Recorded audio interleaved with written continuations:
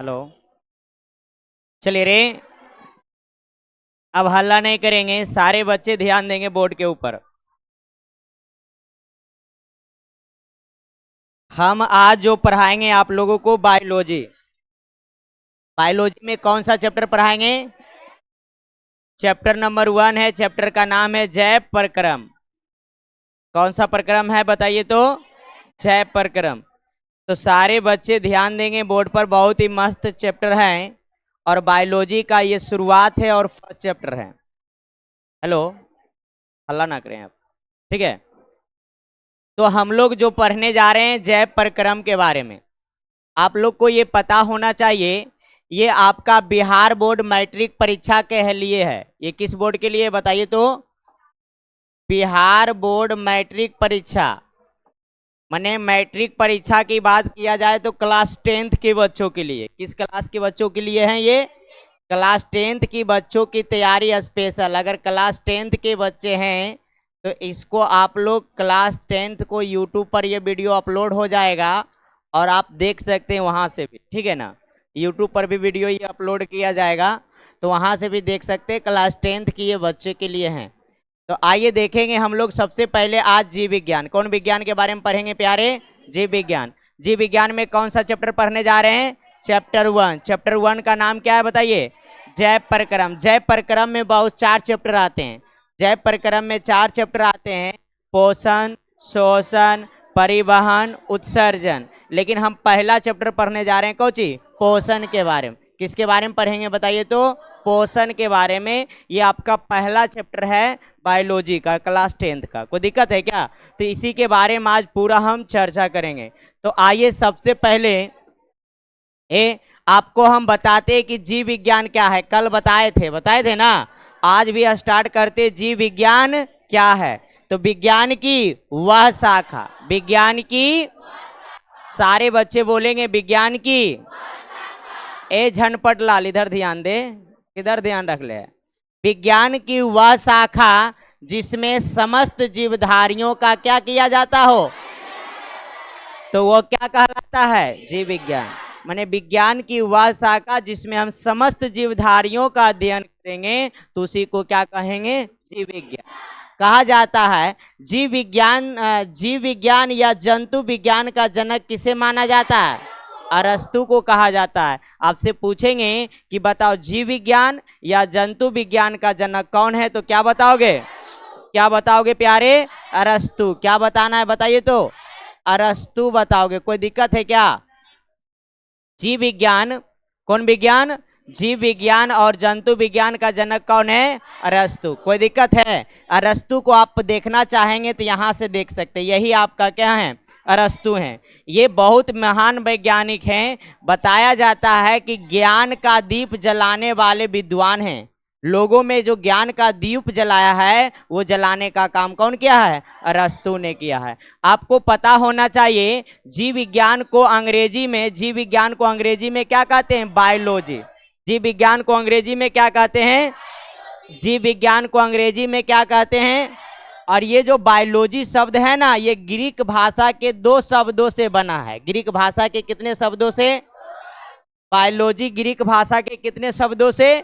2 शब्दों से बना है। एक बना है, देखिएगा, बायोलॉजी को अगर देखा जाए तो 2 शब्दों से, एक बायोस और लोगोस। बायोस और लोगोस। बायोस का अर्थ होता है लाइफ, लाइफ माने जीवन, और लोगोस का अर्थ होता है स्टडी, स्टडी माने अध्ययन। तो जिसमें हम जीवन का क्या करते हैं? अध्ययन, तो उसी को क्या कहते हैं बताइए? बायोलॉजी। जिसमें हम लोग जीवन का क्या करते हैं तो उसी को क्या कहते हैं? तो बायोलॉजी के अंतर्गत किसका अध्ययन किया जाता है बताइए तो? जीवन का अध्ययन किया जाता है, जीव जंतुओं का अध्ययन किया जाता है, समस्त जीवधारियों का अध्ययन किया जाता है। कोई दिक्कत है क्या? चलिए, यहां तक में किसी को प्रॉब्लम? चलिए आगे बढ़े। अब आगे बढ़ते हैं। आपको पता होना चाहिए बायोलॉजी शब्द का पहला प्रयोग। सर, बायोलॉजी जो शब्द है, इस शब्द का पहला प्रयोग किसने किया था? तो लाइमार्क ने किया था। किसने किया था बताइए? और लाइमार्क कहाँ का वैज्ञानिक था? फ्रांस का। कहाँ का वैज्ञानिक था? और लाइमार्क ने इस शब्द का प्रयोग कब किया गया था? 1801 में। 1800 तो ये सारे चीजों को पता होना चाहिए आपको। आपसे अगर कहा जाएगा कि बायोलॉजी शब्द का पहला प्रयोग किसने किया, लैमार्क। लैमार्क कहाँ के वैज्ञानिक थे, फ्रांस के। और ये कब किया था, आप देख सकते हैं कि यही है लैमार्क। यही क्या है, लैमार्क हैं, जिन्होंने बायोलॉजी शब्द का पहला प्रयोग किया था।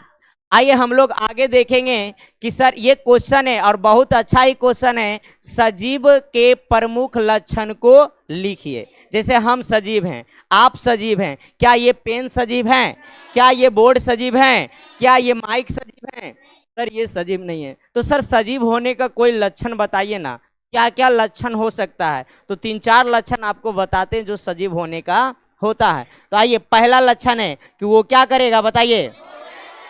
अगर किसी को भोजन ग्रहण करते हुए देख लिया तो समझ जाना वो क्या है, सजीव है। वो क्या है, सजीव है। और जो सांस ले रहा है, माने जो सांस ले रहा है, सांसें जिसके चल रहे हैं, तो बताइए वो कैसे वस्तु हैं। अगर कोई व्यक्ति डेड कर गए, मर गए हैं, उसका सांस चलता है क्या, वो भोजन ग्रहण करते हैं क्या, तो क्या वो सजीव हो सकते हैं, नहीं हो सकते। बिल्कुल है हाँ। चलिए, तो ये सर ये सजीव क्या हो सकते हैं, जो सांस लेगा क्या वो सजीव हो सकते हैं, बिल्कुल हो सकते हैं। जो भोजन ग्रहण करेंगे वो सजीव हो सकते हैं, बिल्कुल हो सकते हैं सर। जो उत्सर्जन करेंगे, उत्सर्जन का मतलब अब खाएगा तो पचाएगा ना रे, खाएगा तो वो पचाएगा जनरली सा। अब सबका उत्सर्जन अलग अलग होते हैं। पेड़ पौधे भी अपने पदार्थों का उत्सर्जन करते हैं, हानिकारक पदार्थ हम लोग भी करते हैं, जानवर जो होते हैं वो सब भी करते हैं। करते हैं कि नहीं करते हैं। बिना नहीं करेंगे तो आदमी बचेगा ही नहीं, क्योंकि उत्सर्जित नहीं करेंगे तो आदमी बचेगा ही नहीं। तो उत्सर्जन करते हैं, सांस लेते हैं, भोजन ग्रहण करते हैं, और उसके साथ वृद्धि और क्या करते हैं, विकास करते हैं। तो वृद्धि और गति करते हैं। तो ये सब किसके लक्षण है बताइए, तो सजीव का क्या होने का लक्षण है। तो आपसे पूछेंगे सजीव होने का कितने लक्षण है प्यारे, तो क्या बता पाओगे, अरे बोलो सजीव होने के कितने लक्षण, 4 लक्षण। सजीव होने के आपको 4 लक्षण बताए हैं। पहला वो क्या करेगा, भोजन का ग्रहण। दूसरा क्या करेगा, तीसरा क्या करेगा, और चौथा क्या करेगा, वृद्धि और कोई प्रॉब्लम। आगे बढ़ जाएं, आगे बढ़ जाते हैं सर जी। और लिखे हैं अगला क्वेश्चन, सर जीवों की आणविक गति से आप क्या समझते हैं, जीवों की आणविक गति से आप, तो आप लोग जानते हैं कि सर ए प्यारे कि जीवों का जो शरीर है सर जी, जीवों का जो शरीर है वो कौची से बना है बताइए, तो कोशिका से बना है कि नहीं। जीवों का शरीर कौची से बना है, कोशिका से। जीवों का शरीर किससे बना है, बहुत सारे कोशिका जब आपस में मिलते हैं, आप लोग को पता होना चाहिए को शरीर की सबसे छोटी इकाई, शरीर की सबसे छोटी इकाई क्या होती है, कोशिका। शरीर की सबसे छोटी इकाई होती है कोशिका। बहुत सारे कोशिका जब आपस में मिलेंगे तो क्या बनाएंगे पता है, क्या बनाएंगे रे, उत्तक। बहुत सारे कोशिका जब आपस में मिलाएंगे बनेगा तो उत्तक बनेगा। अब बहुत सारे उत्तक जब आपस में मिलेंगे तो क्या बनेंगे, अंग बनेंगे, अंग। और सर बहुत सारा अंग आपस में मिलेगा तो क्या बनेगा, अंग तंत्र, अंग तंत्र। शरीर अभी कौची, अब बहुत सारा जब अंग तंत्र आपस में मिलेगा तब जाके शरीर का निर्माण होता है। तब जाकर जैसे शरीर की सबसे छोटी इकाई कोशिका, शरीर की सबसे छोटी इकाई कोशिका, और कोशिका जब ढेर सारा कोशिका एकजुट हो जाएगा तो क्या बनाएगा, और ढेर सारा उत्तक जब अब मिलेगा तो क्या बनाएगा, एक अंग बनाएगा। और एक अंग अगर ढेर सारा उसी तरह से अंग मिलेंगे तो क्या बनाएंगे, अंग तंत्र में जैसे कि पाचन तंत्र, श्वसन तंत्र। जैसे पाचन तंत्र में क्या क्या आता है सर, तो पाचन तंत्र कहाँ शुरू होता है, मुंह से, मुंह, फिर ग्रसनी, फिर कौची यकृत, फिर यकृत, फिर छोटी आंत, बड़ी आंत, ऐसे करके चलते रहता है। तो ये पाचन तंत्र में आता है। फिर आपका श्वसन तंत्र में क्या आता है, नासिका आता है ना, फेफड़ा आता है, गिल्स, ये सब आता है कि नहीं आता। तो ये आपका आता है श्वसन तंत्र में। तो श्वसन तंत्र का मतलब कि ढेर सारा जब अंग आपस में मिलेगा तब तंत्र का निर्माण करता है। तो पहले कोशिका मिलेगा तो उत्तक, उत्तक मिलेगा तो अंग, अंग मिलेगा तो अंग तंत्र, और ढेर सारा अंग तंत्र मिलेगा तब जाकर क्या बनता है, शरीर। शरीर बनता है, इतना जाकर शरीर बनता है। तो शरीर की छोटी इकाई क्या होती है? ये कोशिका। ये आपका जंतु कोशिका का संरचना। ये फोटो आप देख रहे हैं किस कोशिका का संरचना है?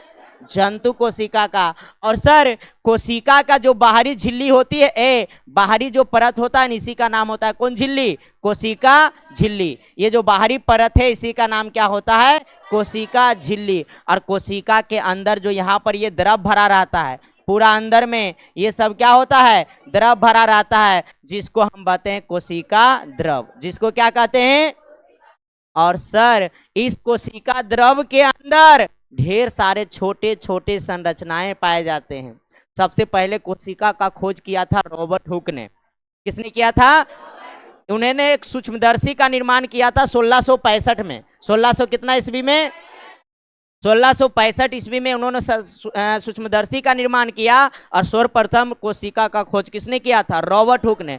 सबसे पहले वो कॉर्क में देखा था। कॉर्क में एक पतली सा देखा था, उसमें मधुमक्खी की छत्ते की तरह रहता था ना, कॉर्क में देखा था, मृत कोशिका का निर्माण किया था। लेकिन जब इलेक्ट्रॉन का आविष्कार हुआ, जब इलेक्ट्रॉन सूक्ष्मदर्शी बना ना, तब कोशिका का अध्ययन बहुत ज़्यादा डिटेल होने लगा, बहुत ज़्यादा आगे बढ़ने लगा। कोशिका के अंदर भी देखा गया कि बहुत सारे संरचनाएं पाए जाते हैं। तो सर कोशिका के अंदर कौन कौन संरचना पाए जाते हैं? तो अंतःपरद्रव्यीय जलिका, केंद्रिका झिल्ली, लाइसोसोम, राइबोसोम, माइटोकॉन्ड्रिया, खुंद्रीय अंतःपरद्रव्यीय जलिका, तारकाय, केंद्रक, गोल्जी उपकरण, सारा के सारा ये सब कोशिका के कहाँ पाया जाता है? अंदर। और ये सब किसमें फैला रहता है? तो कोशिका द्रव में। और इसी को कहते हैं अणु। हम लोग क्या कहते हैं? अणु। और जब ये सब गति करेगा ना, तब समझिए वो कोशिका जीवित है। अगर ये सब अंदर में गति करना बंद कर दिया, काम करना बंद कर दिया, तो समझो कोशिका मर गया। और एक चाट आपके जो मार देते हैं ना, तो लाखों के संख्या में, करोड़ों की संख्या में कोशिकाएं मर जाती है। अगर एक चाट के जो मार दिए ना, तो कोशिकाएं मर जाती है। और देखिएगा अगर कस के चाटा लग गया तो वहां पर काला हो जाता है। होता है कि लाल से बदल जाएगा किसमें? काला में। तो कहने का मतलब क्या हुआ सर? एक काला क्यों हो जाता है पता है? काला अगर कहीं चोट लग गया कस के तो वहां पर काला हो जाता है। क्यों हो जाता है? क्योंकि वहां की कोशिकाएं मर जाती है। और कोशिकाएं मर जाती है तो ये सब गति करता है क्या? ये सब गति नहीं करता है, गति करना बंद कर देता है। और जब गति करना बंद कर देता है तो वो कोशिका मृत हो जाते हैं। इसीलिए वो धीरे धीरे किस रूप में चल जाते हैं? काला हो जाते हैं। वहां पर काला पूरा छा जाएगा। इसीलिए और ये सब यह अणु है। और जिसमें ये गति करेगा तो समझ जाओ जीवित है, जिसमें गति नहीं करेगा तो वो जीवित नहीं है। तो अब आइए थोड़ा सा समझाते हैं हम क्वेश्चन। क्वेश्चन क्या है? बहुत बेहतरीन क्वेश्चन है प्यारे, क्वेश्चन को समझिएगा। क्वेश्चन क्या है? जीवों की आणविक गति से आप क्या समझते हैं? जीवों की आणविक गति से आप क्या समझते हैं? तो आंसर देखो, प्यारा सा आंसर लिखे हैं कि सजीवों की कोशिकाओं में पाए जाने वाले जीव द्रव विशेष प्रकार के अणुओं से मिलकर बने होते हैं। सजीव की जो कोशिकाएं होती है, हम लोग क्या है? सजीव की निर्जीव। आप लोग क्या है रे? क्या है? तो सजीव की कोशिकाएं में, सजीव की जो कोशिकाएं होते हैं और उसका जो जीव द्रव होता है वो विशेष प्रकार के अणु के मिलने से बने होते हैं। सर तो विशेष प्रकार के अणु कौन कौन? तो आइए देखिए, अणु यही सब है, यही सब अणु है, यही सब अणु है। ये जितने आप देख रहे हैं सबका सब क्या है? अणु है। तो विशेष प्रकार के अणु के मिलने से बने होते हैं, जिसमें इसमें सजीवों के सारे गुण क्या होते हैं? ये सब अणु के अंदर सजीव के सारे गुण मौजूद होते हैं। जीव द्रव में पाए जाने वाले अणु, ये जो अणु होते हैं वो लगातार क्या करते रहते हैं? गति करते रहते हैं। जीव द्रव के कोशिका में ये जो सब अणु पाए जाते हैं ये लगातार क्या करते रहते हैं? गति करते रहते हैं। और इसी सब के गति को, एकरे गति को हम लोग कौन गति कहते हैं? कौन गति कहते हैं? तो क्या समझ में आया? सजीवों का शरीर कौची से बना होता है? सजीवों का शरीर कौची से बना होता है? और कोशिका के अंदर क्या होता है? जीव द्रव। कोशिका के अंदर क्या होता है? और जीव द्रव के अंदर बहुत सारे अणु होते हैं। और वो अणु हमेशा लगातार क्या करते रहते हैं? और वही गति को कौन गति कहते हैं? क्या समझ में आया या नहीं आया? बिना समझ सकते हैं कि कोशिकाओं का, जीवों का जो शरीर है वो कोशिकाओं के मिलने से बना होता है, और कोशिका के अंदर जो होते हैं जीव द्रव होते हैं, और जीव द्रव के अंदर बहुत सारे अणु होते हैं जो गति करते रहते हैं, लगातार गति करते हैं, और इसी गति को हम लोग कहते हैं आणविक गति। कौन गति? और वो गति करेंगे तो जीवित रहेगा, गति नहीं करेंगे तो जीवित। जिस कोशिका के अंदर ये सब गति करना बंद कर दिया, समझो वो कोशिका जीवित है कि मर गया? मर गया। ठीक है ना? अब मर गया सर, तो उसको क्या करना है? जलाना है। तो कोशिका का डिटेल से अगर पढ़ेंगे तो वो 9th क्लास का ये चीज है, कोशिका पढ़ना। ये पहला चैप्टर 9th में कोशिका के बारे में पढ़ाया जाता है, तो वहाँ और डिटेल बढ़ाया जाता है कि सर ये सब का अलग अलग काम, एकर क्या काम है, एकर क्या काम है, एकर क्या, सब का अलग अलग वहाँ पर बताया जाता है 9th क्लास में। 9th के बच्चों को हम अभी पढ़ा रहे हैं। चलिए आगे चलते हैं, आगे पढ़ेंगे। कोई वस्तु सजीव है, ये भी क्वेश्चन है, 2012 में पूछा गया क्वेश्चन। ये 2012 में ये क्वेश्चन पूछा गया, और क्वेश्चन क्या है? कोई वस्तु सजीव है, इसका निर्धारण करने के लिए हम किस मापदंड का उपयोग करेंगे? अगर कोई वस्तु सजीव है, जैसे हम सजीव हैं, तो आप कौची उपयोग करके बता सकते हैं, किस मापदंड के आधार पर बता सकते हैं कि हम सजीव हैं? पता है ना? सजीव बताने के लिए ये भी है कि सर सजीव का लक्षण अभी बताएं। वो भोजन करेगा, सांस लेगा, उत्सर्जन करेगा, वृद्धि गति करेगा, तो वो भी सजीव है। लेकिन सर किस मापदंड के आधार पर? तो आप बताएं ना, आणविक गति के आधार पर। जिसके कोई जीव है, अगर कोशिका के अंदर आणविक गति हो रहा है तो सजीव है, और आणविक गति नहीं हो रहा है तो सजीव। तो किसी भी जीवों का अगर मां कि सजीव है कि निर्जीव है, इसका निर्धारण करने के लिए आपको कौन गति का प्रयोग करना है? आणविक गति। कौन गति का? देखिए आंसर लिखें, सभी सजीवों का शरीर अणुओं से बना होता है। बिल्कुल राइट, अभी बताए ना, सभी सजीवों का शरीर कोशिका से बना होता है, और कोशिका के अंदर क्या होता है? अणु होते हैं। तो कह सकते हैं कि जितने भी सजीव होते हैं सबका शरीर किससे बना होता है? अणुओं से।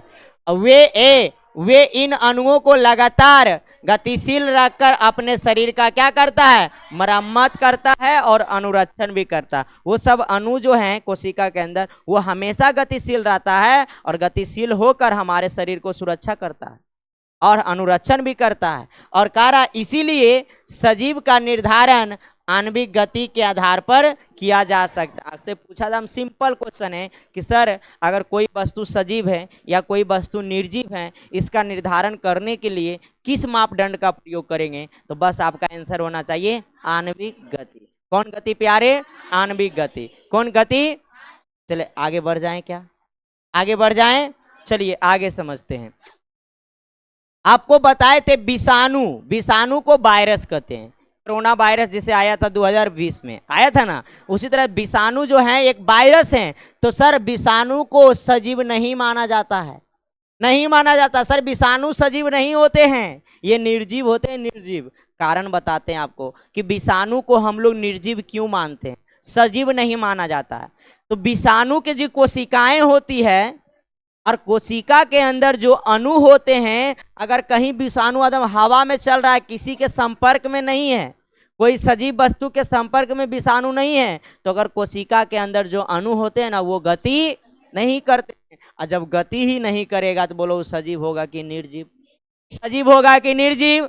आप ये देख रहे हैं विषाणु, और ये विषाणु के अंदर जितने भी कण हैं, अगर किसी के संपर्क में नहीं जाएगा ना, किसी के संपर्क में नहीं आएगा तो एक अंदर के अणु गति नहीं करेगा। और जैसी कोई मनुष्य के संपर्क में आ गया, कोई सजीव के संपर्क में आ गया, भाई ये गति करना शुरू कर देता है और अपने संख्या बढ़ाना शुरू कर देता है, वृद्धि विकास करना शुरू कर देता है। जब सजीव के संपर्क में आता है तब, तो संपर्क में आएगा तब ये सजीव बनेगा, अब बिना संपर्क में ये सजीव नहीं बन सकता है।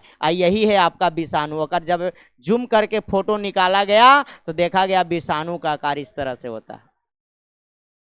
ये विषाणु है, और यही विषाणु माने वायरस हैं। और कोरोना वायरस में जो ऐसा ही आकार वाले कीटाणु कीड़ा रहे होंगे, जिसके कारण बहुत सारे लोगों को तबाह किया था ना। हम लोग दूर रहते थे, ऐसा समय आ गया था तो थरीबा ठेल ठेल के, नहीं रे, नहीं देखा है वीडियो कभी? कोरोना काल वाला, कि कैसे हालत में लोगों को, अगर कोई बाहर से लोग आया तो बेगवा लठीबा से पकड़ के टान वालिए ने लावो, है कि नहीं, सैनिटाइजर और मार के छू बोलिए कि मिठाई उठाई है कि नहीं है। तो इस तरह से होता था। और यहाँ पर समझना है कि विषाणु यही है। तो आपसे देखिए आंसर लिखना है, सजीव होने के लिए आणविक गति होना क्या है। अगर आप सजीव हैं तो आपके अंदर कौन गति होना चाहिए, हम सजीव हैं तो हमारे अंदर कौन गति होना चाहिए। तो सजीव होने के लिए कौन सी गति जरूरी है, सजीव होने के लिए कौन सी गति जरूरी है, आणविक गति जरूरी है। अगर आणविक गति नहीं होंगे तो समझ जाइए आप क्या सजीव नहीं है ना। तो सजीव होने के लिए आणविक गति जरूरी है। लेकिन आपको बताते, लेकिन विषाणु जब तक किसी जीवित कोशिका के संपर्क में नहीं आते, लेकिन विषाणु जब तक किसी जीवित कोशिका के संपर्क में नहीं आते तब तक उनमें आणविक गति नहीं पाई जाती। ये विषाणु एक ऐसे जीव हैं, अकेला रहेगा, जब जीवित कोशिका के संपर्क में जाएगा, जब संपर्क में जाएगा तो एक अंदर आणविक गति होगा, संपर्क में नहीं रहेगा तो आणविक गति।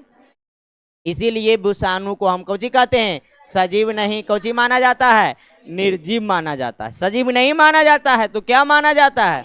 तो आपसे पूछा जाएगा, बताइए प्यारे झनपट लाल, सुतता का है रे, झुपनी लगता है रे, झुपनी लग रहा है क्या, नहीं ना। तो आइए थोड़ा सा हम यहाँ से स्टॉप करते हैं, एक आदमी आए हैं, थोड़ा मिल लेते हैं।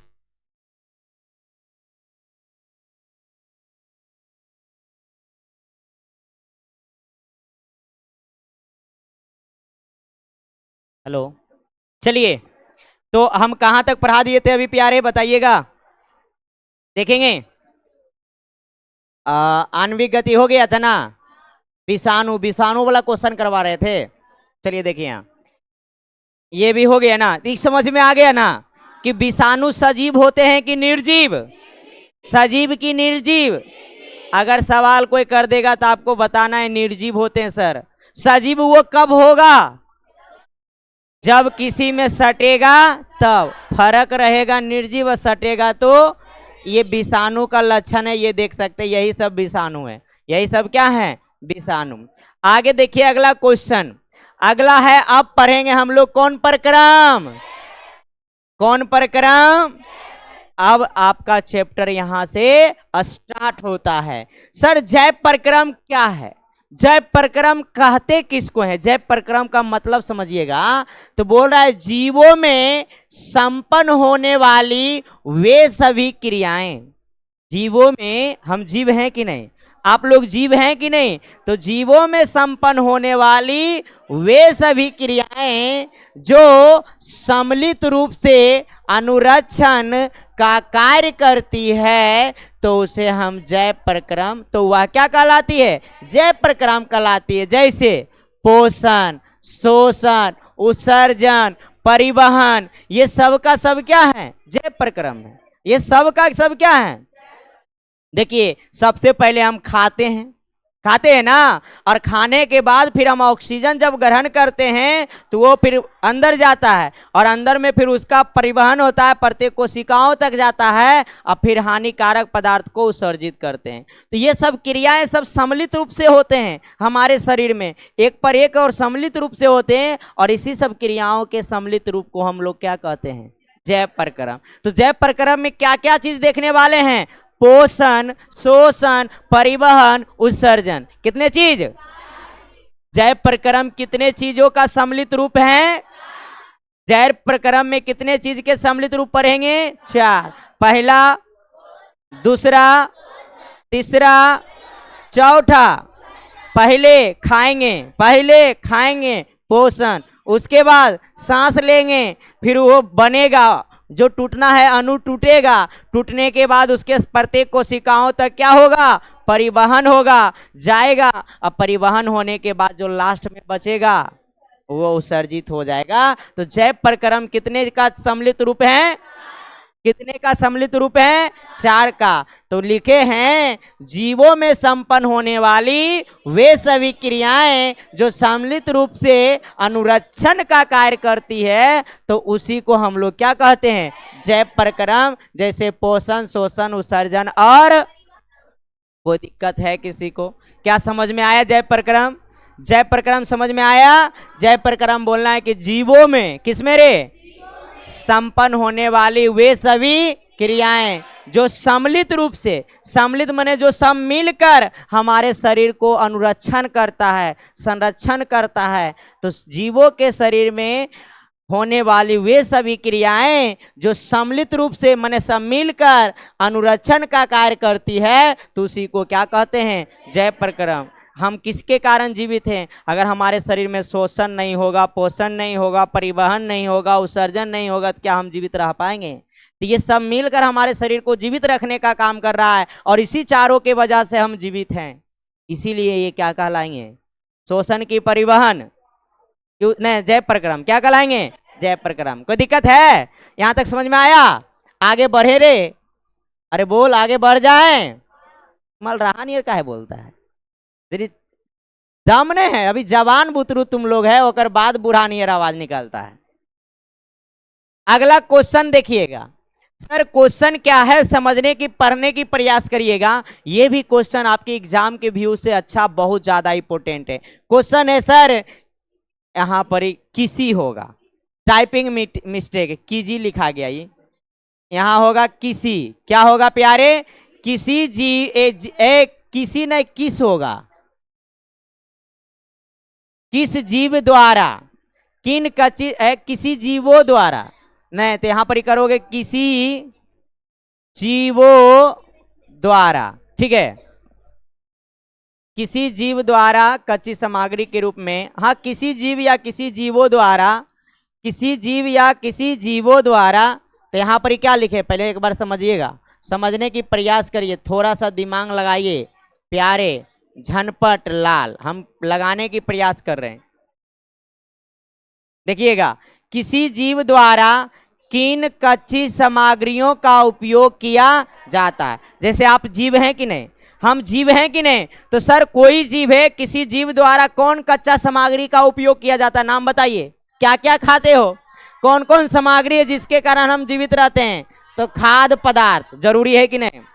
खाद्य पदार्थ जरूरी है कि नहीं? ओकर बाद ऑक्सीजन, ओकर बाद मूल रूप से 3 है, खाद्य पदार्थ, ऑक्सीजन और जीवित रहने के लिए 3 चीज जरूरी है, खाद्य पदार्थ, ऑक्सीजन, जल। अगर तीनों में से कोई एक कम गया तो आपके जीवन में संकट आना शुरू हो जाएगा। सर ऑक्सीजन कम गया तब नहीं जी पाओगे, नहीं जी पाओगे, तरफ के मर जाओगे, है ना। ऑक्सीजन के बिना आप 2 मिनट 1 मिनट नहीं रह पाएंगे। सर किसी भी जीवों के द्वारा ग्रहण किए गए कच्चा सामग्री, यही कच्चा सामग्री आपसे पूछा जाएगा कि किसी जीवों द्वारा ग्रहण किए गए कच्चा सामग्री क्या क्या है, तो 3 हैं। कितने हैं रे? कोई जीव कितने कच्चा सामग्री ग्रहण करते हैं? एगो खाद्य पदार्थ। सर खाद्य पदार्थ में कौन चीज, जितने भी खाने वाला चीज आएगा, चौमीन, बर्गर, भात, दाल, चोखा, अंडा, मछली, जे भी आ जाए सब, है ना। और सर खाद्य पदार्थ, ओकर बाद ऑक्सीजन, ओकर बाद ये तीनों किसी वस्तु का कौन सामग्री है? और सर आपको पता होना चाहिए यही सब तीनों पदार्थों को लोग उपयोग करके कोई भी वस्तु जीवित है। अगर ये तीनों में से अगर कम पड़ जाएगा तो समझ जाए उसके प्राण किस में आ जाएंगे? संकट में आ जाएंगे। अगर सर भोजन मिलेगा, ऑक्सीजन मिलेगा और पानी ही नहीं मिलेगा, क्या जीवित रह पाओगे? जल ही नहीं रह पाओगे। खाना के बिना 10 रोज रह सकते हो, लेकिन पानी का बिना। अच्छा सर अगर ये तीनों आ गया, सर ये तीनों आ गया, तो सबसे ज्यादा महत्व किसका है बताओ आपके जीवन में? सबसे ज्यादा महत्व किसका है? अच्छा देखते हैं, थोड़ा एक पेरेंट्स आए हैं, फिर हम अभी आते हैं क्लास में। हेलो, हाँ तो चलिए ध्यान देंगे, अब क्लास में आइए। आ गए हम, तो अभी समझ में आया ना जैव प्रक्रम? जैव प्रक्रम में कितने सम्मिलित होते हैं? 4। पहला कौन सी?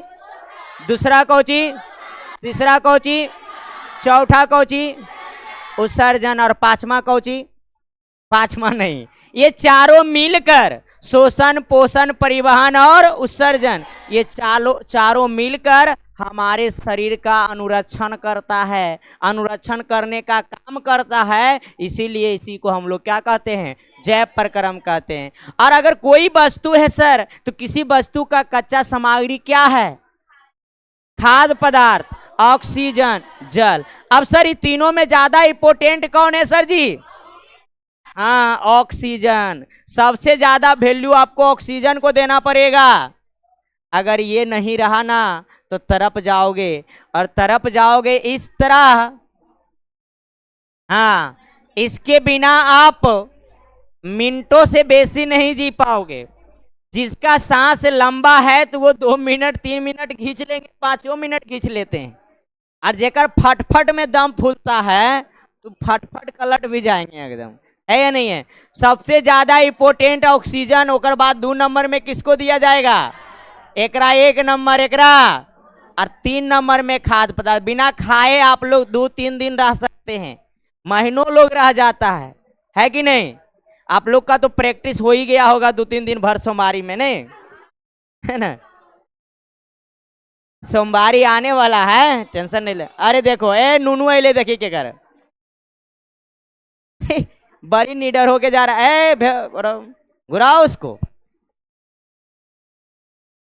बहुत ज्यादा निडर है वो। चलिए बायोलॉजी वाला चल रहा है ना थोड़ा सा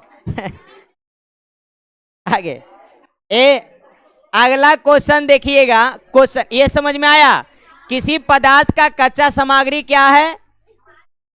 किसी पदार्थ का कच्चा सामग्री क्या है? खाद्य पदार्थ, ऑक्सीजन, जल। अगला क्वेश्चन देखिएगा, जीवन के अनुरक्षण के लिए कौन कौन प्रक्रम आवश्यक है?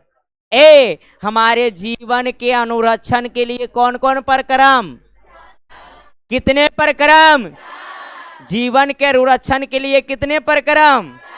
अगर ओकरा में एको गो गड़बड़ा गलो तो फिर डॉक्टर के पास दौड़ो।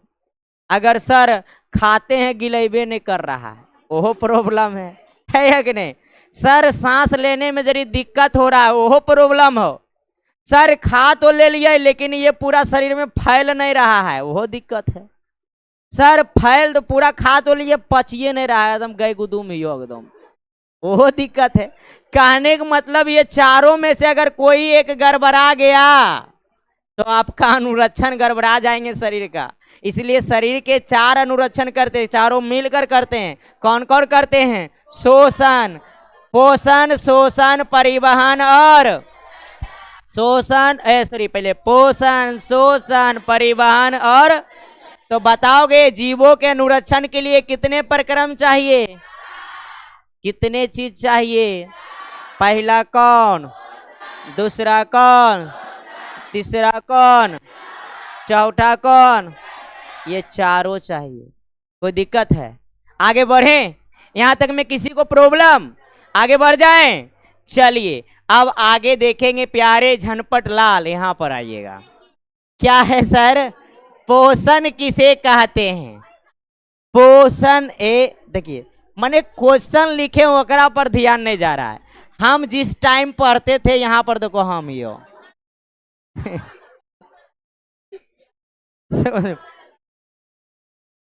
समझ में आ रहा है ना? अरे बड़ी छोटा लिए जाइए। चलिए, अरे हम लोग थोड़ा बच्चा में मायूस थे, खाने वक्त केवल भोजन पर फोकस, है ना? एकदम किसी इधर उधर नहीं। एकरा लोली देखी, ये खाए से एने ओने टकर टकर करेगा ज्यादा, है ना? तो ये सब चीज होता है। ये पोषण समझ लेते हैं हम लोग। हम लोग क्या समझते हैं इसमें बताएंगे। ये हमारा बिहार बा, अरे ने ये थोड़ा मार्केट एरिया वाला बाबा के जूस पी रहा के, है ना? तो आगे चलेंगे, पोषण समझेंगे। पहले पोषण आइए, ये तो आप लोग के लिए समझाने के लिए दिया जाता है। आइए समझिए पोषण क्या है सर। पोषण कहते किसको है? तो आप कुछ खाते हैं ना, उसी को तो पोषण कहते हैं। उसी को क्या कहते हैं?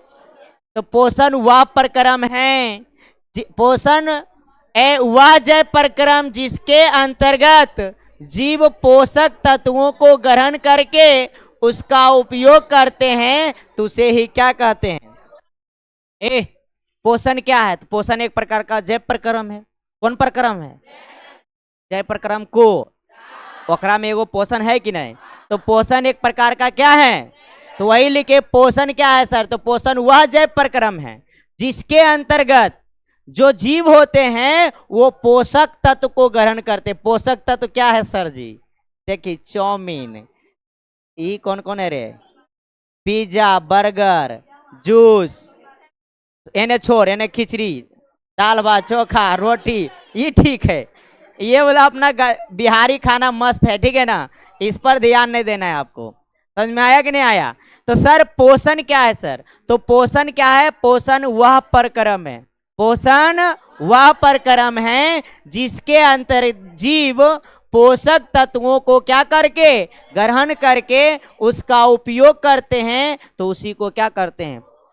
अरे पोषण करके उसका उपयोग न करते हैं, पोषक तत्व ग्रहण किए और किस में उपयोग करते? तो ऊर्जा के लिए, ऊर्जा के लिए न करते हैं। तो पोषण वह प्रक्रम है जिसके अंतर्गत कोई जीव पोषक तत्वों को ग्रहण करके उसका क्या करते हैं? उपयोग करते हैं, तो उसी को हम लोग क्या कहते हैं? पोषण। तो सर ये पोषण काहे कर रहे हैं? सर ये खाना खाएंगे, फिर कबड्डी खेलेंगे, फिर पढ़ेंगे लिखेंगे, है ना, ये सब अपना पोषण काहे कर रहे हैं सर? तो ये बाबा खाना उना खा के अपना टीवी देखेंगे, बेचारा ये सर्विस करेंगे, आयरा तो सीरियल से कभी फुर्सते नहीं है ना।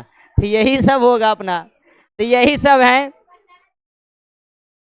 बर्तन हाथ धोबे के लिए ने देखो ने सासू माँ है और है, अरे तो ऐसी तो है। समझ में आया कि नहीं आया? तो यहाँ तक में किसी को प्रॉब्लम? तो पोषण क्या है दिमाग में आ गया ना? पोषण वह प्रक्रम है जिसके अंतर्गत कोई सजीव या कोई जीव पोषक तत्व को ग्रहण करके उसका क्या कर लेता है? उपयोग कर लेता है। आगे लिखे, चलिए देखिए पोषक तत्व किसे कहते हैं सर? आप देखिए पोषक तत्व, ये सब का सब पोषक तत्व है। आप लोग जो आप खाते हैं वो सब पोषक तत्व है, देख रहे हैं ना? ये सब का सब नाम जानता है किसी का तुम लोग? हाँ हम तो जानते हैं, हमारा ये वाला पसंद है ऊर्जा भार में, है ना। ये पोषक तत्व है। देखो नींबू, ये संतरा है, ये है कोनो फल, है ना। इस तरह से टोटल इसमें देख रहे हैं सबका सब क्या है? पोषक तत्व, खाने वाला सामान है। तो देखिए क्या है सर, पोषक तत्व वैसे तत्व को कहा जाता है जिससे जीव को ऊर्जा मिलती है और शरीर का जरूरतें क्या होते हैं? पूरे होते हैं। पोषक तत्व क्या है सर? तो पोषक तत्व वैसे तत्व को कहा जाता है जिससे शरीर को क्या मिलती है? ऊर्जा, और हमारे शरीर की जरूरत क्या होती है? पूरा होती है। तो उसी को हम लोग क्या कहते हैं? पोषक तत्व। कौन तत्व कहते हैं?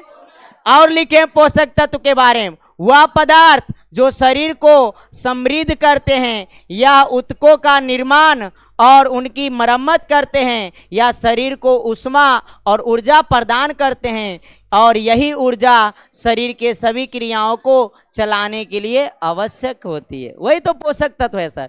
पोषक तत्व वह पदार्थ है, पोषक तत्व वह पदार्थ है जो शरीर को समृद्ध करता है, जो हमारे शरीर को समृद्ध माने मजबूत करता है सर, जो ऊतकों का निर्माण करता है। यही सब पोषक तत्व हमारे शरीर में ऊतक बनाने का काम करते हैं। और सर जो शरीर की मरम्मत करते हैं, यही जो है पोषक तत्व हमारे शरीर के मरम्मत करने का काम करता है और शरीर को ऊष्मा और ऊर्जा भी प्रदान करता है, और यही ऊर्जा हमारे शरीर के अंदर सभी क्रियाओं को संचालन करने में काम आता है। तो इसी हम तत्व को क्या कहते हैं? पोषक तत्व। या पोषक तत्व उसे कहते हैं जिससे हमको शरीर की क्या मिलती है? ऊर्जा मिलती है।